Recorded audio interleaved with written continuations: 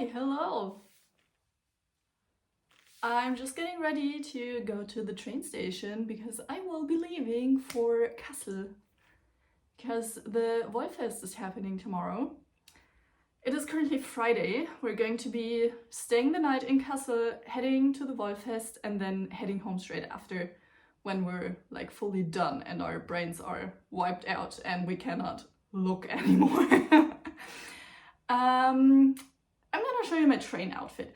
I just have freaked out because I was planning on wearing my comfy cotton pants with a stretchy waistband, and they gave me such bad camel toe. So I had to switch to my good cotton pants, which do not have a stretchy waistband. This is just an old t-shirt. I'm wearing comfy shoes. These are the Adidas Gazelle. And in case you're having a Euro summer and you're planning on walking a lot, these look cool and they're so comfy. They're like walking on a cloud. I highly recommend them. Only thing about them is they keep your feet extremely warm. My feet are gonna be so hot tomorrow. So I'm gonna tell you what I'm planning on maybe buying. The first thing, why am I crouching down like this? Hold on.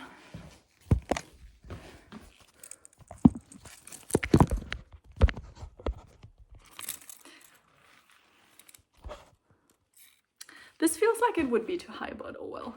Ugh. My plant is not doing extremely badly. The first thing that I need is blue yarn and like lime green yarn, because I have already bought some yarn to knit the BB sweater by Spectacle Strick. Yes, my toxic trait is knitting stuff by Spectacle Strick, even though I think her stuff is like atrociously constructed. But I went to Copenhagen a few weeks ago and I checked out some of the yarn stores, and what I already have is this.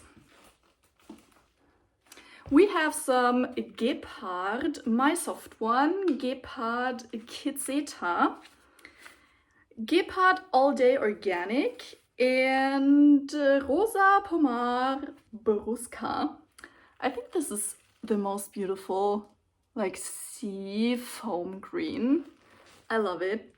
And I saw this one particular version of the BB sweater on a person on Instagram. And I want to try and somewhat replicate it. I'm gonna be using slightly different colors because I don't want to make the exact same version. But yeah, I'm gonna need some blue yarn and some green yarn for the bigger, like, you know. And then I'm working on a new design idea.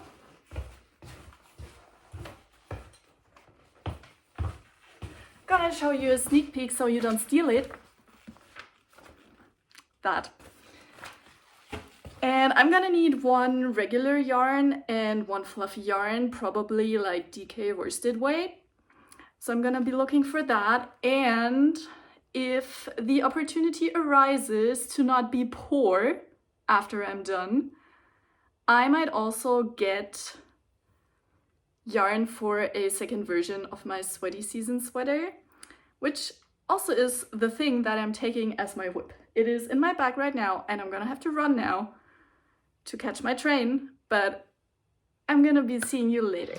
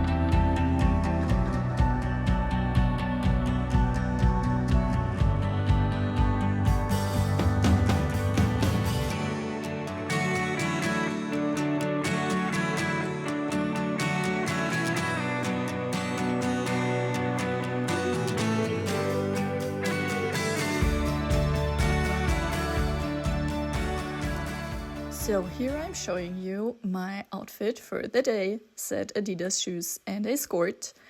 And I have to say Kassel is much prettier than I thought it was going to be. Like, I thought it was going to be like Frankfurt, a city where you just get on the train.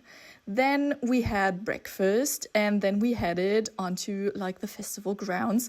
The queue was kind of insane. Like, the queue was about 300 meters long. Accordingly, the festival was packed in the morning, but it did get a lot better around the afternoon time. Here's us evaluating the best color choices for my friend's summer yarns. This was some sort of silk blend, and look at the shine of these things. There were also a bunch of booths that sold knitting accessories like these beautiful drop spindles. I've been discussing spinning some yarn out of my dog's fur. Here's me checking out a very unique fiber blend. It's merino linen, and I just fell in love with that color. I just didn't know what to make with it.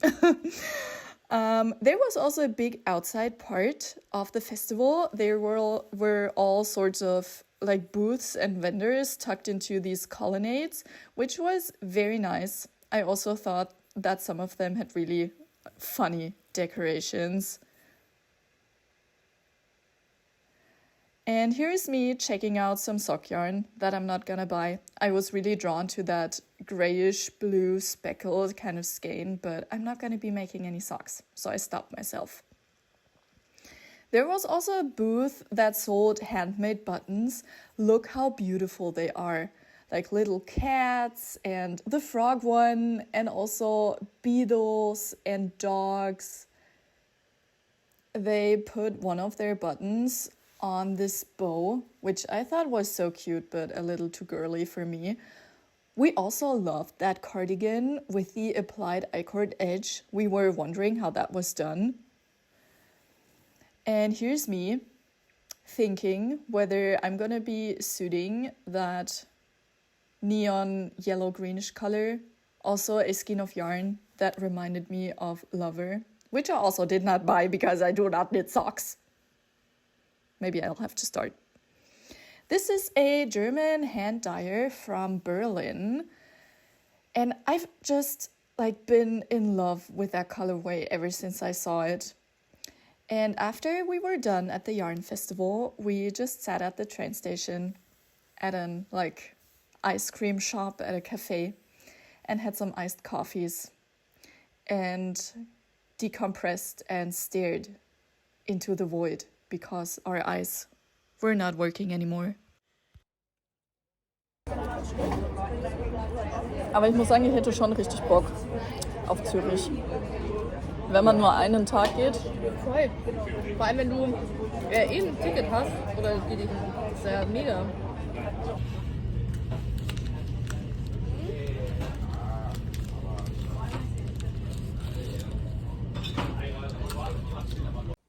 Good morning. Please don't mind the background noise. The dog is having his breakfast in bed. I got back yesterday night, quite late, and to wrap up this video, we're gonna be doing a haul, of course. How could I not show you what I bought? So that festival was huge. There were so many cool dyers and brands there, and the whole festival was set up that you could take a break in between very easily. As you saw, the grounds were quite huge, and there were lots of places to sit and knit for a bit, and they also had coffee and drinks and cake and lunch food. So that was done very smartly, because the only other yarn festival that I've been to, you look at yarn for 8 hours straight, and there's not really any places to sit. There is one very small cafe where 30 people can sit. That is not enough. And when you don't have the opportunity to rest your eyes and stare into nothing, eventually you're not gonna be able to see colors anymore. So yes, I thought that was done very well. I appreciated that very much. So what we did, we went into the upper floor at the very first because my friend and I wanted to look at Madame Benoit yarns. They are a small indie dyer that dye with like non-toxic, environmentally friendly dyes, and their shades are so on point. They make like unicolor skeins, only solids. I don't think they make any marled ones, which I kind of appreciate because you can get sucked into these beautiful speckled and marled and multicolor skeins very fast. But for me personally, they don't have a huge use case in real life. Except knitting socks, and I hate knitting socks, and I also kind of hate wearing knitted socks. So that's not an option for me. I should not be buying multicolor skeins of yarn. You're allowed to laugh at me because that is exactly what I did. As I said, we went into the upper floor first, and then we walked around outside. There were some like colonnades where there were some booths set up. And we decided we wanted to look at those first because before it got too hot, basically. So the pavement was gonna start warming up and it was gonna get very sweaty and very hot.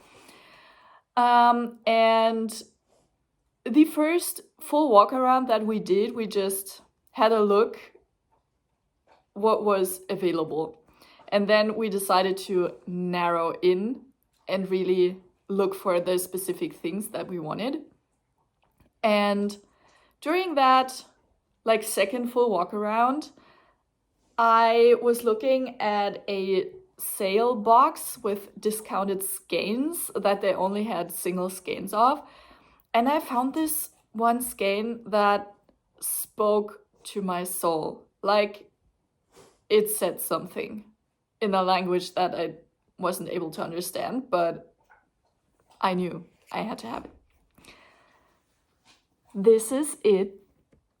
I hope you can see. It's this very beautiful blue purplish skein, and it reminded me of a snowy landscape, especially with the silver glitter in it. I had never heard of that dyer before. It's called Meisterstücke by Christiane Meister.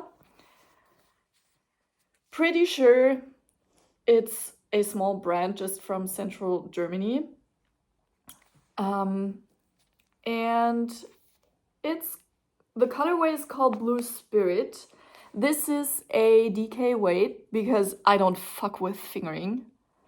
I only knit DK. And as I was holding this, I was thinking what I could use this for because I'm not a fan of buying stuff without any plan. So as I was thinking my winter thoughts, I thought this would be perfect for some mittens. I've been wanting to make some mittens, and I think I'm gonna use this. This is gonna be like the perfect amount, and I wanna make some colorwork mittens, and I'm gonna use some tomatoey orangey red as a contrast color. I think that would be so cute. At my local yarn store, which is called Wolltanke, it's near Sendlinger Tor if you're from Munich, they have a very small selection of hand-dyed yarns, and they have this one like thing that has this tomato red corally kind of shade, and I think that would go perfectly with this. So I'm gonna be picking up one of these, and I'm gonna make some beautiful colorwork mittens. I don't want a very intricate small motif that has a lot of detail because I feel like that could clash with some of the rather strong color difference in the skein. But maybe I'm just gonna make some checkerboard mittens or like some very large flowers. I'm gonna see what's available, and if not, I'm gonna come up with my own. Because I'm creative like that. So yeah, that was the very first thing that I bought, and then we made our way through the rest of the colonnades, and I have been working on a new design. Like, I've been thinking it up, I've been charting it out, and I've made the first few attempts of actually knitting it up. There's still some tweaks that I have to make, but you heard it here first. I have not told Instagram, so I want to make a small scarf again, and I feel like the problem with small scarves is if you make them in a single color, or if you even make them striped, if you're more of an advanced knitter who is also constantly craving color work like I am, you're gonna get bored quite quickly, and scarves are very long. And I had this vision come to me. I am not good at sitting down and thinking what do I want to make and forcing ideas out of my head. I have to wait until a vision finds me. Not in my dreams, but maybe when I'm under the shower or walking the dog. That is what works for me. And I thought I want to make a checkerboard little scarf that is double knitted so that it's reversible and it doesn't have an ugly side. And I want it to have a faux I-cord edge, and the checkerboard, I want one color to be like the main color that also is in the I-cord edge, and one to be fluffy. I thought that would be so cool, like one fluffy and one non-fluffy yarn. Actually, let me show you. I've started it, but it's not very good. I still have to make some tweaks.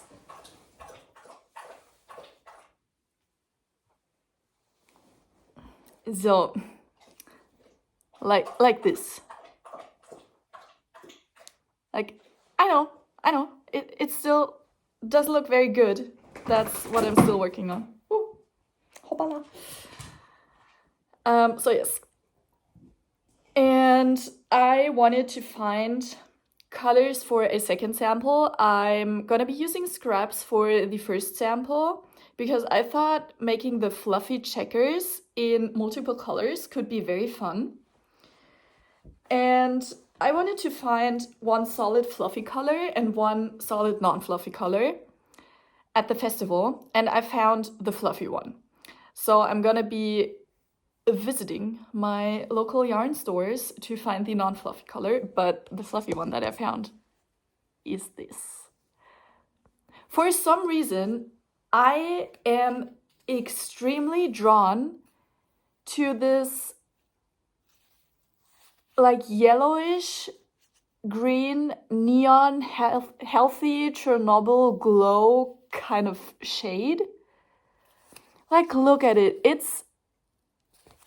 I wouldn't say it's unique because you can't find it quite easily, and loads of dyers at the festival yesterday had it.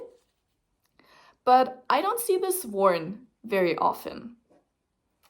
Actually, I talked to one of the other yarn dyers about this shade, which I'm gonna recount that conversation in a few seconds. But this is 100% kid mohair. This is 50 grams and 150 meters. So I think that should be just about enough for a little scarf. And I'm gonna be writing all of the yarn brands in the box down below so you can look them up. And I paid 25 euros and 90 cents for this, which I feel is okay. Oh, also that one was a real steal. That was 12 euros. Can you believe it? I can't. So yes, I'm gonna be using this to make my second sample of the scarf. The only worry that I have is that if I use yarn that's too fluffy, then the fluff is gonna stick through to the other side where the non-fluffy checker is gonna be. We're gonna have to see. If it doesn't work out with the scarf, I'm just gonna make a checkerboard hat with this and like another color. Now that I'm thinking about this, this could also be a really cool combo. But I feel like some people have said to me that they like my eye for color and the way I approach color combinations. And this, while it does work, because it does both have cool undertones, and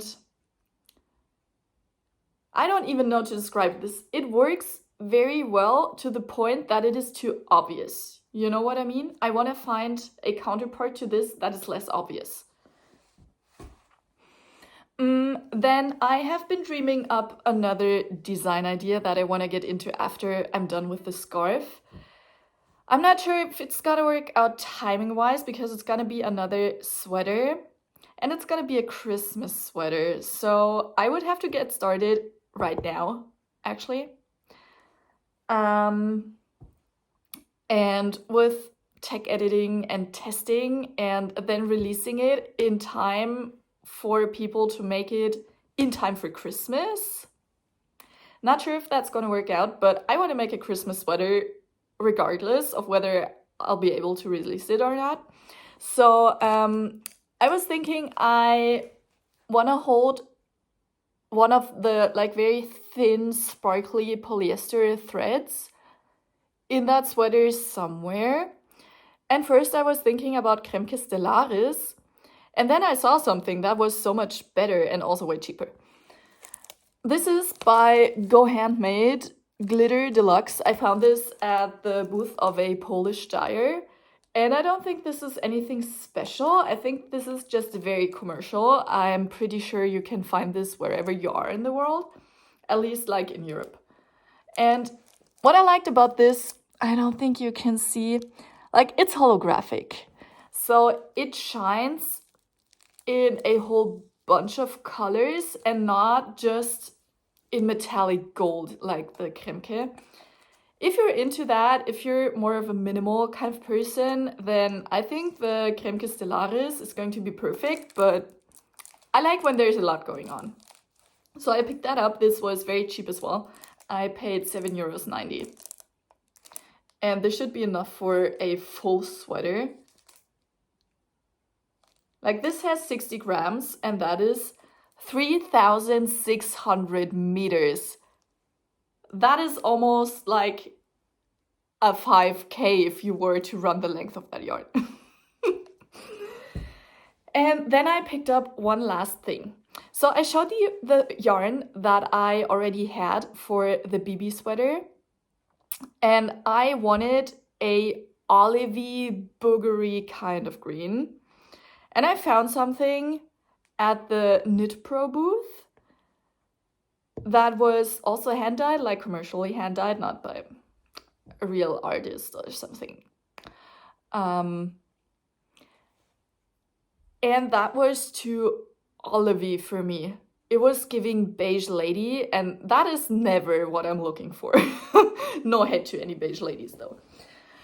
And then I was walking the ground floor and there were a bunch of brands that I already knew, like I'd been following them on Instagram, I'd seen them around, I have looked at their stuff when I went to Munich Knits last year, and I went to Fliegende Kiwi. Fliegende Kiwi has such good colors, like the colors really pop and she's not afraid of dyeing neon stuff, and she has a lot of solid colors as well. And I was standing there and the perfect shade of greenish yellow caught my eye.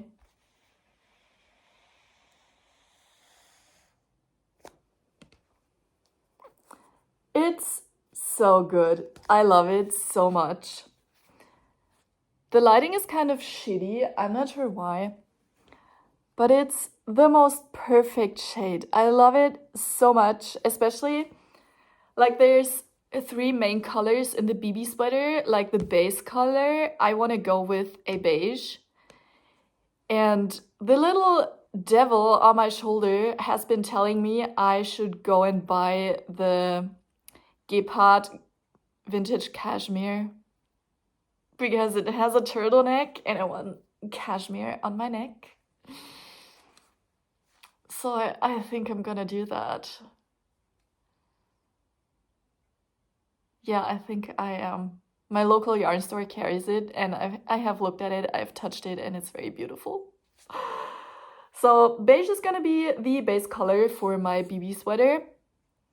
And then there's two main colors, like the big wavy things. One of them I want to be cobalt blue, and one of them I want to be this green. And the cobalt blue was non-negotiable for me because cobalt blue is never negotiable for me. And that was the reason why I wanted to go to Madame Benoit, because they have this color which is called Blaupause or Blueprint. They have it on different bases, and I was hoping to find it on their pure base, because their pure base is a sport weight, which is exactly what I need for the BB sweater. This, by the way, is a DK weight yarn, but I think I can make it work. But they didn't have the pure base with them, because the lady from Madame Benoit, she told me that it's just way too warm and they wanted to bring more of their like summer appropriate bases, which I understand. So I was fully prepared to just put an order in for 2 skeins of the pure on our train ride home. But then a turn of events happened. There, at the very end of the day, like, one of our friends was doing her thing because she wanted to look at some more stuff. And then my other friend and me, we thought, let's just walk across the top floor one last time. Because when we visited the top floor at the very beginning of the day, it was super crowded. You weren't able to look at a lot of stuff very well. So we thought we'd just take our time, one more time, not buy anything, just have a look at all the nice stuff that is there. And we were at a booth that had mainly sock yarn, and I was just looking because I was like, I'm not going to be buying any sock yarn. They had very large skeins. I think it was like 500 gram skeins that were like 76 euros. You could make an entire sweater out of that. You could make like a house-sized sock out of that. I thought that was very fun and very clever, selling a huge skein like that if you wanted to make like an entire sweater. And as we were looking inside that booth, my friend went like, Eva, have you ever thought about dyeing your own yarn? And I was like, no, absolutely not, because that is not something I need to get into. And then my friend was, well, there's a booth that carries like blank yarn and dye pigments right next to this one. You want to check that out? And I was like, yeah, sure, I don't care. Let's go. And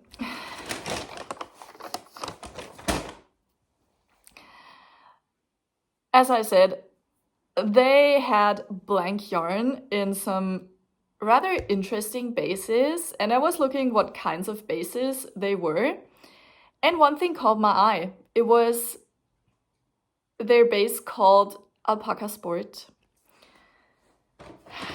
And when I saw the price, I was like, this is probably the only economically feasible decision I've ever made in my entire life, so I have to do it.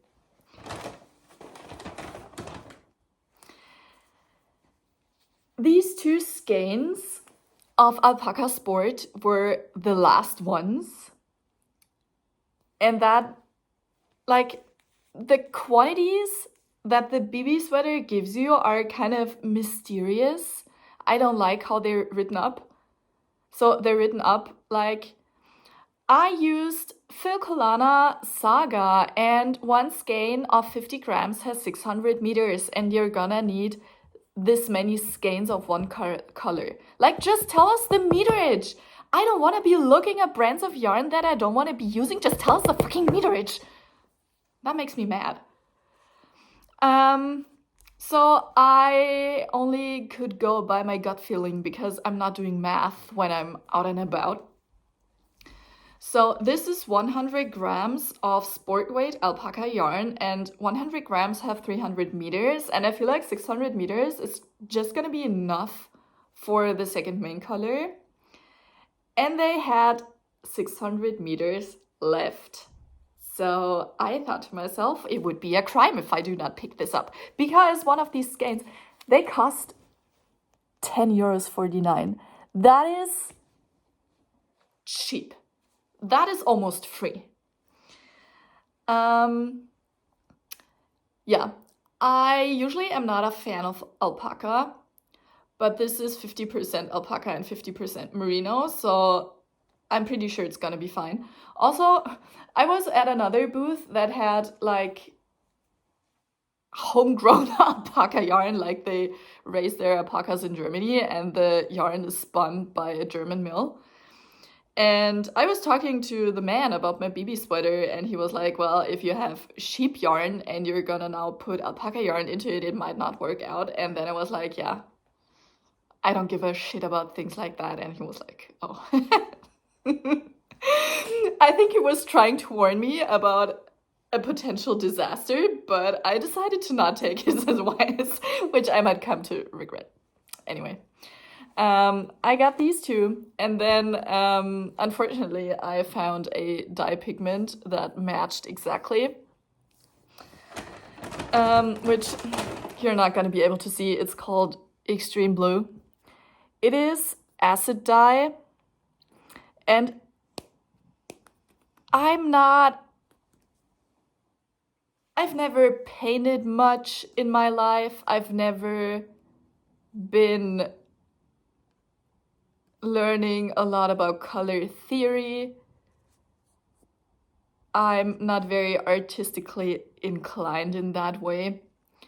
And whenever I hear Claws Out Yarn Co. talk about her dyeing process on Instagram or any other place, it seems like there's a lot that goes into it. And I didn't want to be like messing around with multiple pigments and shades and then have like a diarrhea brown yarn at the end of it. So I just put one pigment and it is a very vibrant blue, which is exactly what I wanted. And I thought I'd just give it a shot.